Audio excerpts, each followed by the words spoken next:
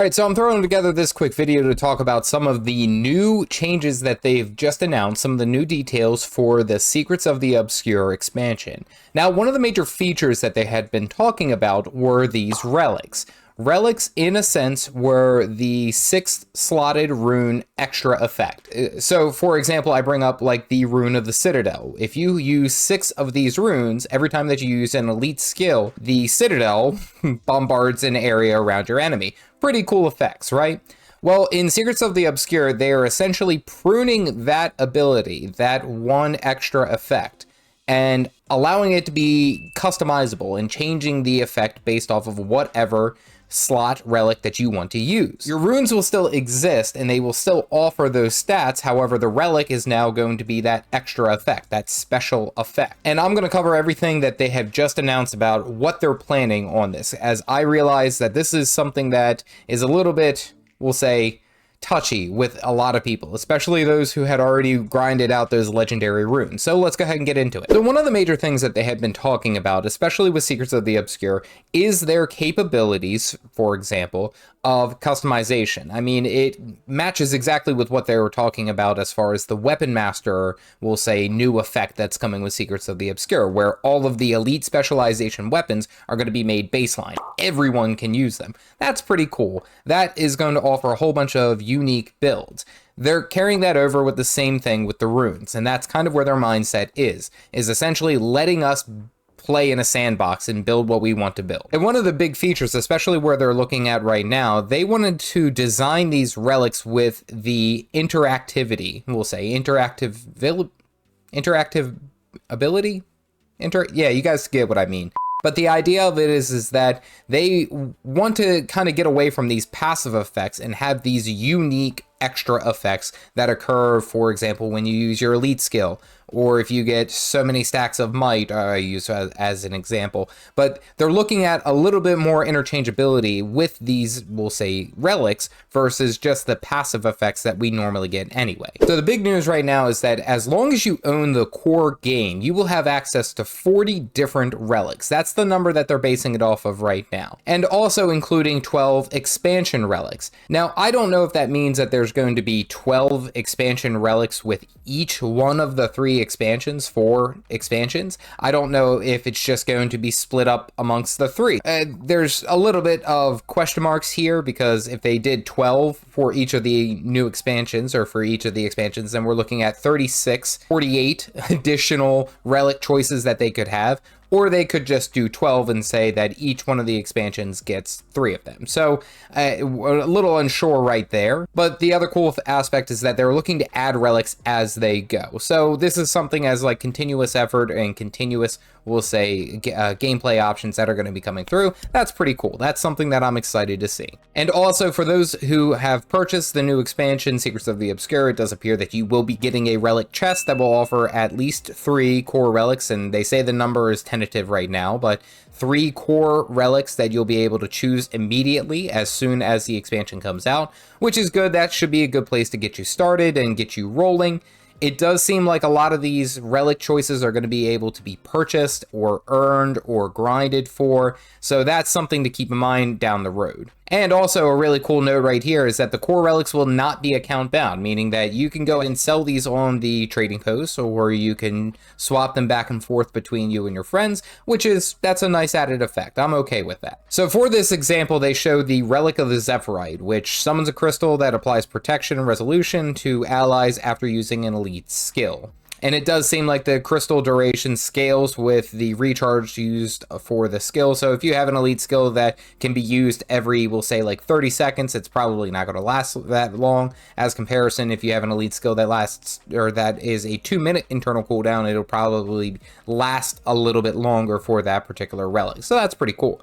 But also, I do want to point out and notice that right here, it does have the exotic line, meaning that this is a certain tier.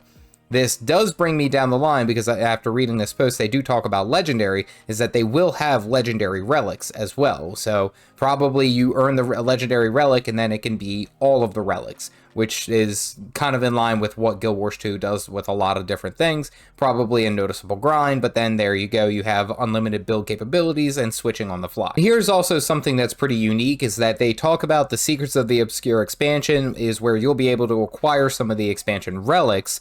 They do mention that they are not more powerful than core relics. I'm watching you, ArenaNet. I know you guys. I said one thing about the catalyst and you guys just nerfed it to the ground, so I'm on to y'all. But it does seem like the expansion relics are going to be more intrinsically tied to the story, earning some achievements and various collections, which is kind of what we would expect. And it does appear that the expansion relics cannot be sold, they can't be traded, they can't be given away. So that's something interesting to pay attention to, is that the expansion relics are going to be specifically account bound. But it does also mention that once you earn it on one character, you can go and purchase it on to other characters. So that's okay. I like that little bit of trade-off. I do like being able to purchase things on the trading post, but I understand why they're doing this. So for this example, this is a relic of the Wizard's Tower. This looks like it's going to be a part of the Secrets of the Obscure. Shield yourself with a projectile reflecting barrier while summoning a wave that pulls enemies towards you. So essentially that's just going to get you that projectile reflect and basically the Reaper pull. There you go. That's pretty cool. And again, there's the exotic. Yeah, that hints that there might be lower tiers and higher tiers, ascended and legendary. And then here's some just important notes, very similar to most of the differences between PvE, PvP, and World v World, is that they are going to look to adapt some of the relics more so to fit the specific PvP versus PvE niches. So you can't have something that's incredibly overtuned in PvE where you're dealing with a boss that has 10 million health versus a player who only has 20k. So that makes sense, and that's something that we would expect, honestly, at this point. I'm not too surprised about that.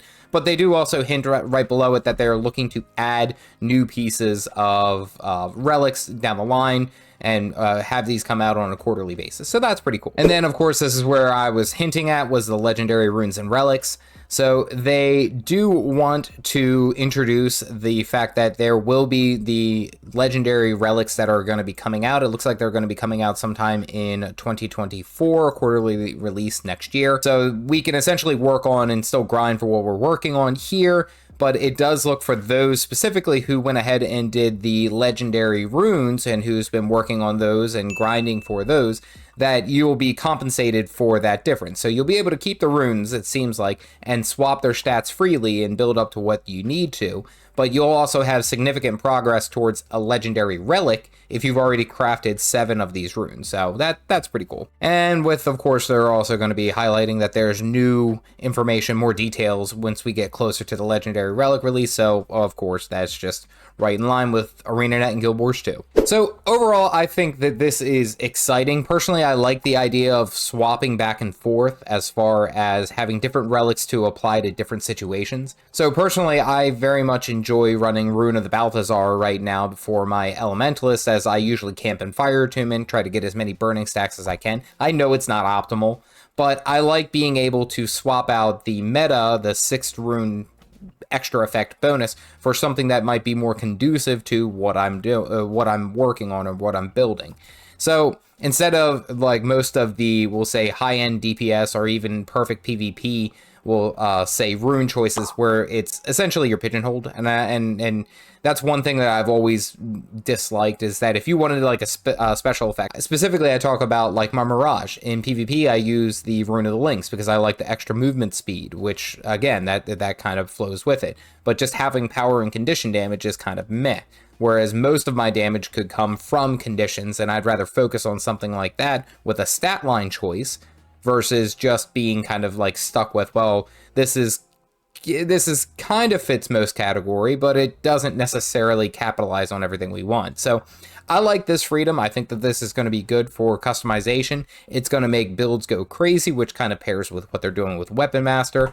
Overall, I think that this is really good information to hear, to understand. It does give us a little bit more of a reveal behind the curtain of like what they're planning is and what they're thinking. What the heck is ArenaNet thinking? I don't think we know anymore. So regardless, this is exciting. This is a lot of fun stuff. I've included the blog link in the description below, so you guys can go ahead and take a look. If you are getting ready for Secrets of the Obscure and you're not quite sure where you want to get started, click this video here, which is going to show you everything that I'm doing to prepare for this expansion. We still got about a month out, so let's get to it. Stay caffeinated, folks.